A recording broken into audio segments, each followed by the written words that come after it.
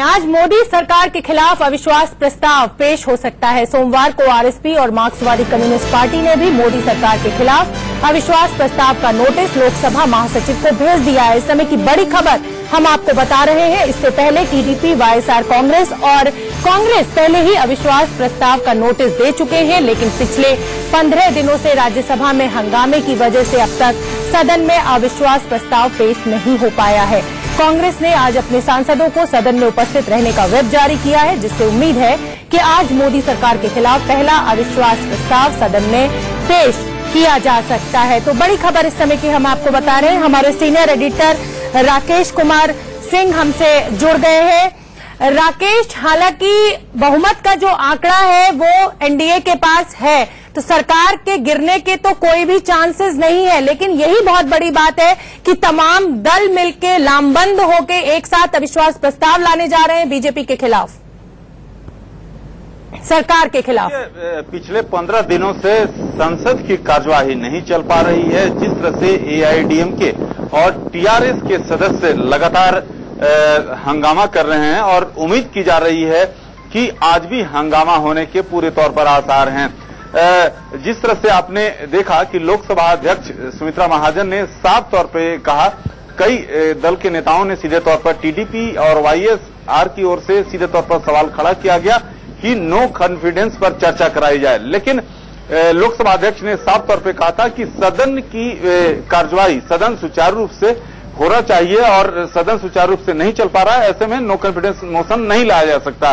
तो ये देखना काफी महत्वपूर्ण है, क्योंकि अब तक जो रुख है एआईएडीएमके का अभी भी जस का तस बना हुआ है, तो हंगामा होने के पूरे तौर पर आसार हैं और ऐसी स्थिति में नो कॉन्फिडेंस रखा जाना नामुमकिन सा लग रहा है।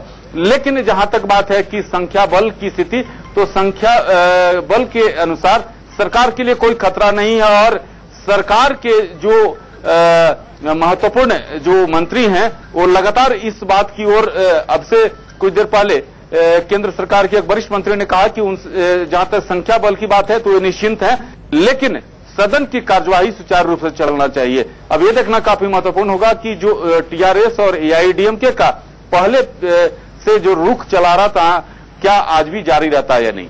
ठीक है राकेश, आप हमारे साथ बने रहिए। फिलहाल मैं रुख करूंगी अपनी सहयोगी कंचन का, जो हमें बताएंगी कि अविश्वास प्रस्ताव लाने की जो प्रक्रिया होती है वो हमें वो समझाएंगी।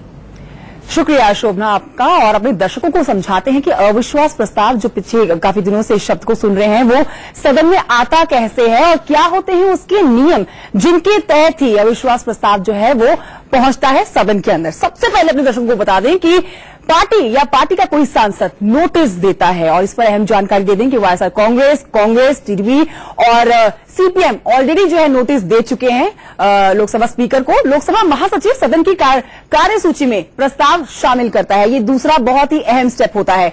स्पीकर प्रस्ताव का समर्थन करने वाले 50 सांसदों की गिनती करते हैं।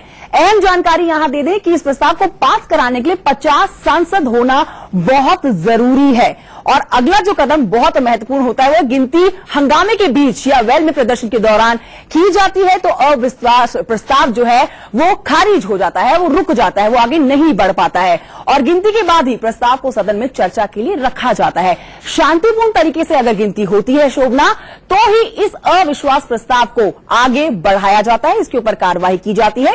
लेकिन अगर शांति नहीं होती है, वेल के अंदर पहुंच के हंगामा किया जाता है, तो इस अविश्वास प्रस्ताव को आगे नहीं बढ़ाया जाता है। अब देखना यह बहुत दिलचस्प है कि 50 सांसद साथ में जुट पाते हैं या नहीं, और अगर जुटते हैं तो फिर शांतिपूर्ण तरीके से इन सांसदों की गिनती हो पाती है या नहीं। शोभना।